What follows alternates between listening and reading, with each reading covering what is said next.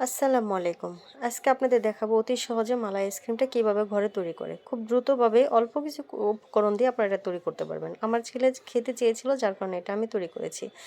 ফার্স্টে আমি ১ কেজি দুধ নিয়ে দিয়ে দিয়েছি।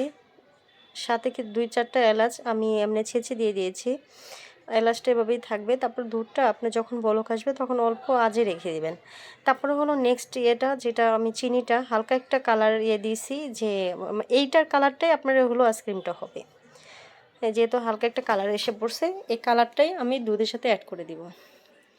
চেষ্টা করবেন এই পাতিলটাতে যতটুকু চিনি আছে ওইটাই আপনি ধুয়ে যাতে দুধের সাথে অ্যাড করে দিতে পারেন। বাড়তি কোনো চিনি আমি আর অ্যাড করব না।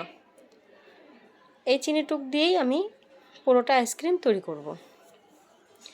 তো এখন একটু বলক আসবে, বলক আসার পর আমি এটা চুলাটা কমিয়ে দিব। কমিয়ে দেওয়ার পরে আমি মাওয়াটা অ্যাড করে দিব। মাওয়াটা অ্যাড করে দিয়ে চুলাটা বাড়ানোর প্রয়োজন নেই, চুলাটা কমিয়ে রাখবেন যে পর্যন্ত মাওয়া এবং দুধটা মিশ্রিত হয়ে কালারটা না আসে। এই যে কালারটা চলে আসছে, এখন আমি এটা আইসক্রিমের চলে যাব। এই যে হয়ে গেছে আমার। এখন আমি এক এক করে কাপে ঢেলে নেব।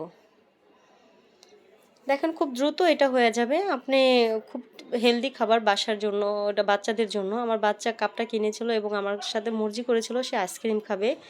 যার কারণে আমি আইসক্রিমটা ওকে বানিয়ে দিলাম। ও খুব খুশি হয়েছে আইসক্রিমটা দেখে। আপনাদের বাসায় বাচ্চা-কাচ্চা থাকলে ওদেরকেও তৈরি করে দিতে পারেন। তো আমি আইসক্রিমটা এটা প্রায় ৬-৭ ঘন্টার জন্য আমি ডিপ ফ্রিজ করে নিব। আপনারা চাইলে এটা ১০-১৫ দিন রেখেও খেতে পারেন, কোনো সমস্যা নেই। অবশ্যই যে পর্যন্ত এটা ডিপ না হয়, পুরো বরফ না হয়, এটা খোলার চেষ্টাও করবেন না। তো আমি ৮ ঘন্টা পর আমি চলে আসলাম। দেখেন আমার আইসক্রিমগুলো একদম কমপ্লিট হয়ে গেছে। আমার ছেলে খেতে চেয়েছে যার কারণে আমার বানানো। ওকে, অবশ্যই আপনারা ট্রাই করবেন। আল্লাহ হাফেজ।